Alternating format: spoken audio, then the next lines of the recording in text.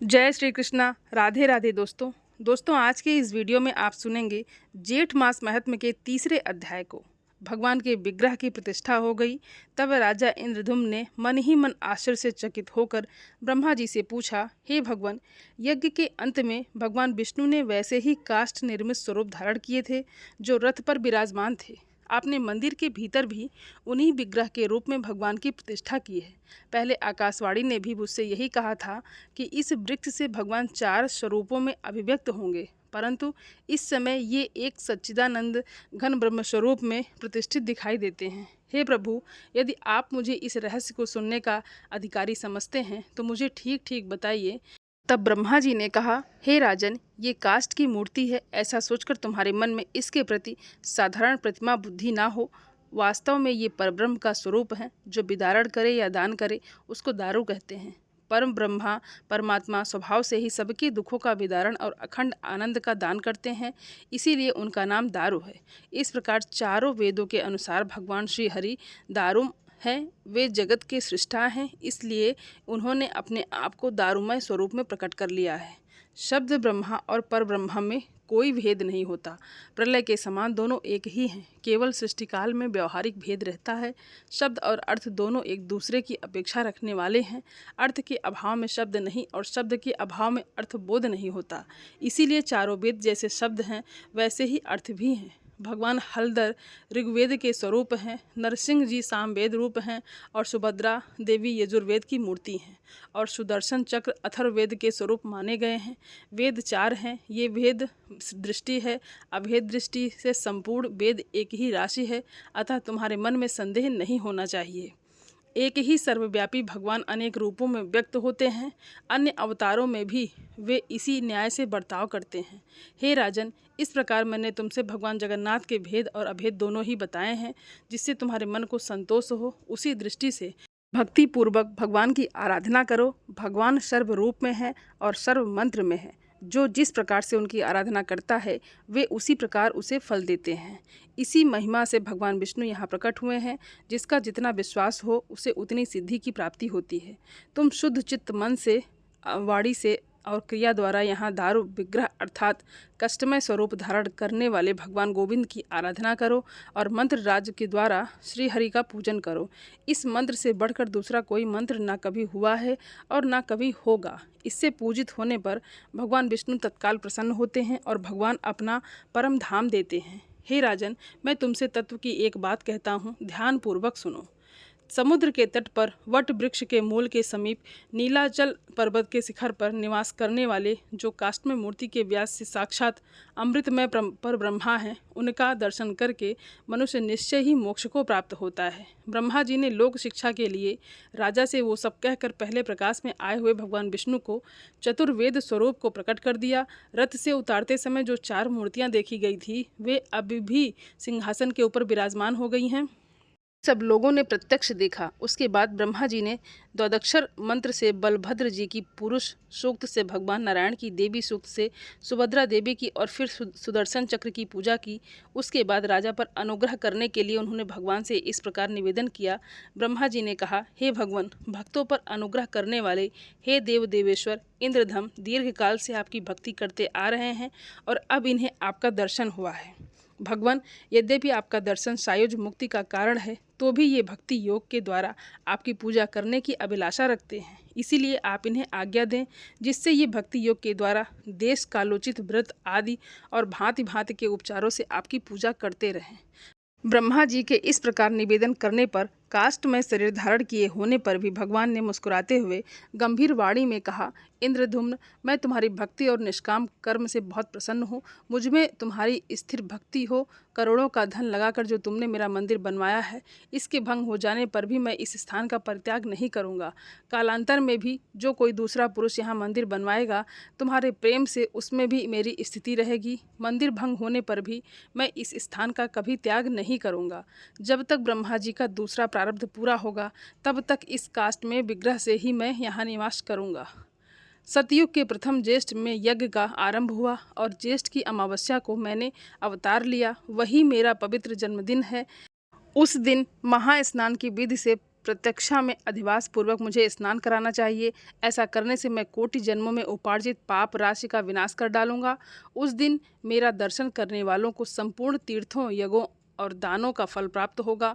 What वृक्ष के उत्तर एक सर्व तीर्थ में कूप है, उसे खोद कर प्रकाश में लाओ। ज्येष्ठ की अमावस्या को प्रातःकाल मुझको बलभद्र जी को और सुभद्रा जी को उस कूप के जल से स्नान कराकर मनुष्य मेरे लोक को प्राप्त कर लेगा। आषाढ़ मास की शुक्ल द्वितीया को यदि पुष्य नक्षत्र से युक्त हो तो वो इस तीर्थ में मोक्षदायिनी मानी गई है। नक्षत्र के अभाव में भी मेरी प्रसन्नता के लिए उस तिथि को यात्रा करनी चाहिए। आषाढ़ शुक्ल पक्ष की पुष्य नक्षत्र युक्त द्वितीय तिथि को मुझे बलभद्र जी को और सुभद्रा जी को रथ पर बिठाकर महान उत्सव के लिए बहुत से ब्राह्मणों को तृप्त करके गुंडिचा मंडप नामक स्थान को ले जाना चाहिए, जहाँ मैं पहले प्रकट हुआ था। सहस्त्र अश्वमेघ यज्ञ की महावेदी उस समय वहाँ पर थी। उससे बढ़कर परम पवित्र स्थान इस पृथ्वी पर दूसरा कोई नहीं। जैसे ब्रह्मा जी के अनुरोध से और तुम्हारे बनवाए हुए इस महामंदिर से इस समय ये नीलांचल का शिखर मेरी अत्यंत प्रसन्नता का कारण हो रहा है, उसी प्रकार नरसिंह क्षेत्र में तुम्हारे यज्ञ की वो महावेदी और मेरी उत्पत्ति का वो मंडप मुझे अत्यंत प्रसन्नता देने वाला है। मैं बहुत समय तक वहाँ स्थित रहा हूँ, इसीलिए उस पर मेरा प्रेम है। मैं यहाँ तुम्हारी भक्ति से सदैव स्थित रहूँगा। मेरे उत्थान अर्थात हरिबोधिनी एकादशी, मेरे शयन अर्थात हरिशयनी एकादशी, मेरे करवट बदलने अर्थात भाद्रपद शुक्ल एकादशी, मेरे माघ प्रवारण और पुष्प स्नान के महोत्सव करें। और अब उनकी पूर्णिमा को मेरे लिए दोलोत्सव करना चाहिए। जो दोला में दक्षिण विमुख पूजित हुए मेरा दर्शन करते हैं वे ब्रह्महत्या आदि पापों से मुक्त हो जाते हैं। मुनियों ने पूछा, हे महर्षि, राजा इंद्रधुम्न ने भगवान लक्ष्मीपति के जन्म स्नान का उत्सव किस विधि से किया और इसके अतिरिक्त भगवान के अन्य सभी उत्सवों का भी विधि पूर्वक वर्णन करें। तब जैमिनी जी ने कहा, हे मुनिवरों, इस समय मैं ज्येष्ठ स्नान का वर्णन करता हूँ। जेठ शुक्ल दशमी को व्रत का संकल्प करें और मौन रहें। प्रातःकाल उठकर मार्कंडेय वट नामक इस तीर्थ को जाएं और आचमन करके दोनों हाथ जोड़कर मार्कंडेश्वर को प्रणाम करके भगवान भैरव से आज्ञा लें। फिर तीर्थ में प्रवेश करके वरुण देवता संबंधित 5 वैदिक मंत्रों से 3 आवृत्ति करके अगमशन सूक्त से और मंत्रों से स्नान करें। प्रार्थना करके कहें, भगनेत्र विनाशक भगवान त्रिपुरारी, आपको नमस्कार है। मैं पापग्रस्त मूढ़ मानव संसार सागर में डूबा हुआ हूँ, आप मेरी रक्षा करें। इस प्रकार स्नान करके बाहर निकलें और भगवान शंकर का दर्शन करके मौन भाव से भगवान नारायण के पास जाएं। मार्कंडेश्वर के दक्षिण दिशा में जो विष्णु स्वरूप उत्तम वट वृक्ष स्थित है वो दर्शन मात्र से पापराश का नाश करने वाला है। उसका दर्शन करके उसमें भगवान पुरुषोत्तम की भावना करते हुए प्रणाम करें और फिर मंत्र से उच्चारण करते हुए परिक्रमा करें और कहें, हे कलपट, आप सदा के लिए अमर हैं। भगवान विष्णु के महान निवास स्थान है। हे विष्णु रूपवट, मेरे पापों को हर लीजिए। मैं आपको नमस्कार कर रहा हूँ। आप अव्यक्त स्वरूप महाप्रलय काल में स्थिर रहने वाले जगत के एकमात्र आश्रय और कलपट हैं, आपको नमस्कार है। इस प्रकार स्तुति करके मनुष्य उस वृक्ष के नीचे भक्ति पूर्वक भगवान विष्णु के नामों का जप करे।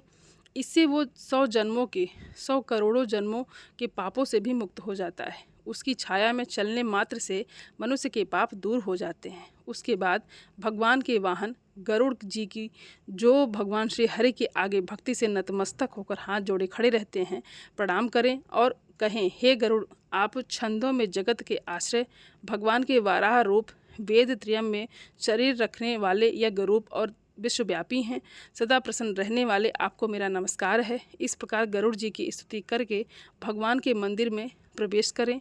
3 बार परिक्रमा करके मंत्रराज से, पुरुष सूक्त से अथवा ओम नमो भगवते वासुदेवाय इस मंत्र से जिसमें जिसकी रुचि हो उससे पूजन करें।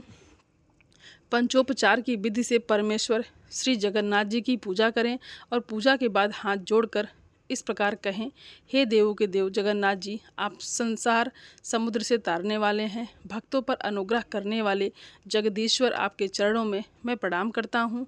आप सदा मेरी रक्षा करें। श्री कृष्ण आपकी जय हो, जगन्नाथ जी आपकी जय हो। आप सबके पापों का नाश करने वाले हैं। आपके युगल चरणार बिंदु विश्व के लिए वंदनीय है। आपको नमस्कार है। कोटि कोटि ब्रह्मांडों के ईश्वर, आपकी सदा ही जय हो। वेद आपके निश्वास वायु हैं, समस्त जगत के आधारभूत हैं। हे परमात्मा, आपको नमस्कार है। हे प्रभु, आप शरण में आए हुए ब्रह्मा, इंद्र और रुद्र आदि देवताओं और पड़त जनों की पीड़ा को दूर करने वाले हैं, आपको नमस्कार है। समस्त संसार के निवास स्थान आपकी जय हो। अंतर्यामी, आपको नमस्कार है। हे अकारण करुणा सागर, हे दीन दयालु, आपकी जय हो। दीनों और अनाथों को एकमात्र शरण देने वाले हे परमेश्वर, आपको नमस्कार है। हे देवेश्वर, जिसमें मोह रूपी भंवर उठते हैं जो अत्यंत दुस्तर हैं, सुधा पिपासा आदि 6 उर्मियों के कारण जिसके दूसरे किनारे तक पहुँचना बहुत कठिन है, कुकर्म रूपी ग्राहों के कारण जो अत्यंत भयानक दिखाई देता है, जहाँ कोई आश्रय कोई अवलंब दिखाई नहीं देता, जो सर्वथा निसार और दुखी रूप फेन से युक्त है, उस संसार समुद्र के जल में मैं आपकी माया के गुणों से आबद्ध होकर विवश अवस्था में पड़ा हूँ। आप अपनी कृपा कटाक्षपूर्ण दृष्टि से देखकर वहाँ मेरा उद्धार करें।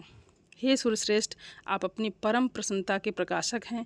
हे जगन्नाथ जी, संसार भय से डरने वाले जीवों के सहायक बंधु एकमात्र आप ही हैं। भूख और प्यास, प्राण के शोक और मोह मन के और जरा और मृत्यु शरीर के कष्ट हैं, यही संसार सागर की 6 उर्मियाँ हैं।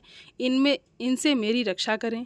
हे भगवान, आपकी सृष्टि में आपके समान दिनों का पालन करने वाला दूसरा कोई भी नहीं है, अतः सब लोगों पर कृपा करने के लिए आप स्वयं अवतीर्ण हुए हैं। अन्यथा आप पूर्ण काम परमेश्वर के इस पृथ्वी पर आने का और भला क्या कारण हो सकता है।